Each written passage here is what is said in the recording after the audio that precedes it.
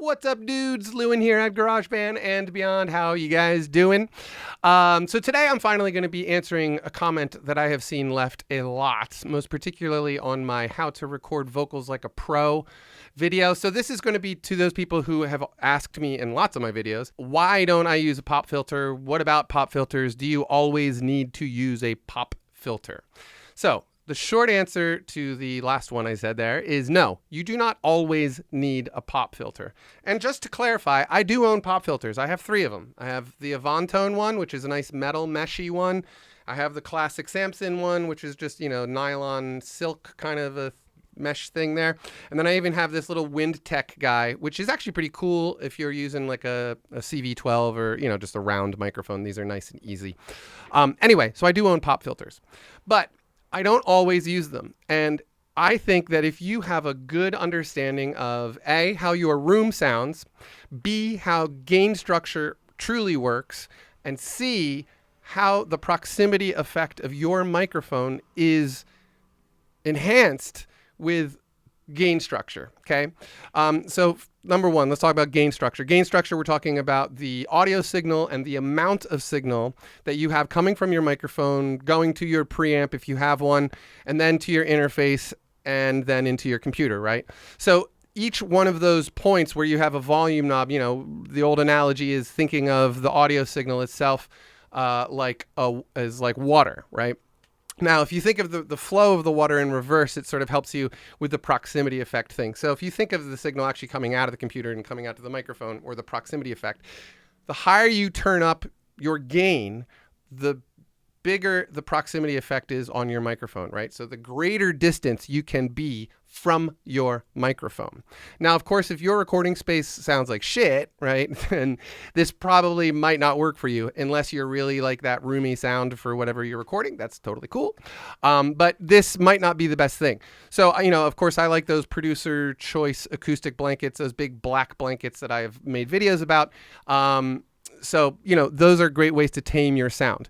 But point being is, I typically like to turn up the preamp a little bit. I like to work a little harder just so you could hear any of the coloration or the tonal qualities of the preamp, whatever preamp you like.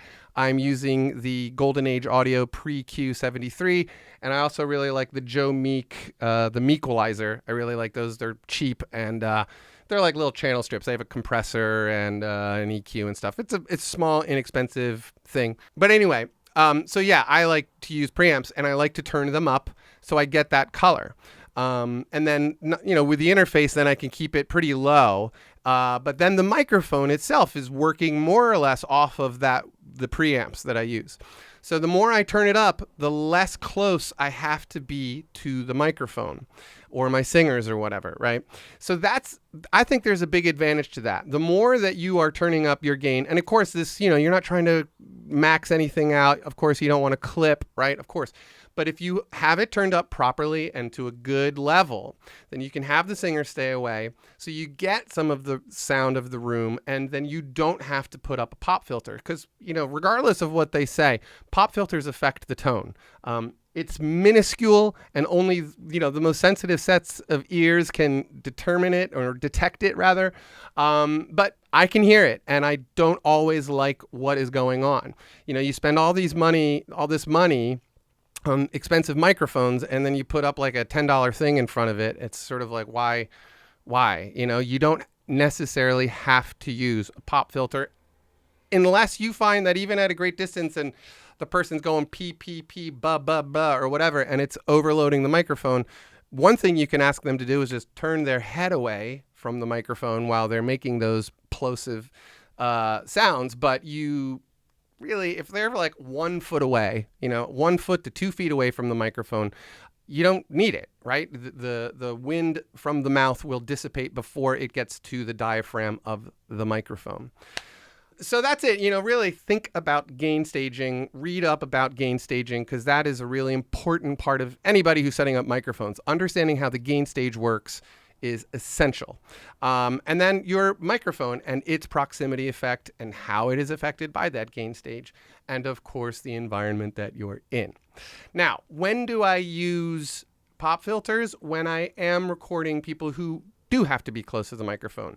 It depends on the singer. If you're, not a loud singer, I can crank up my preamps and all this stuff.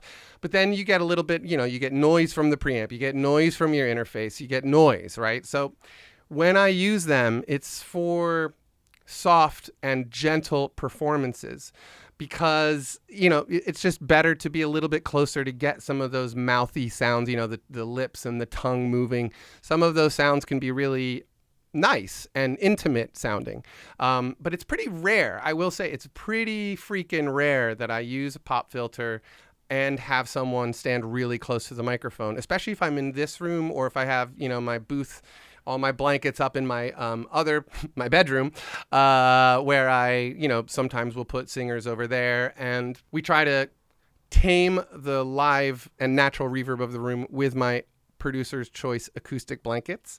There's a video for that. Make sure you check it out. I'll link it here somewhere for you. They're really good. They're really inexpensive, and they work really, really well.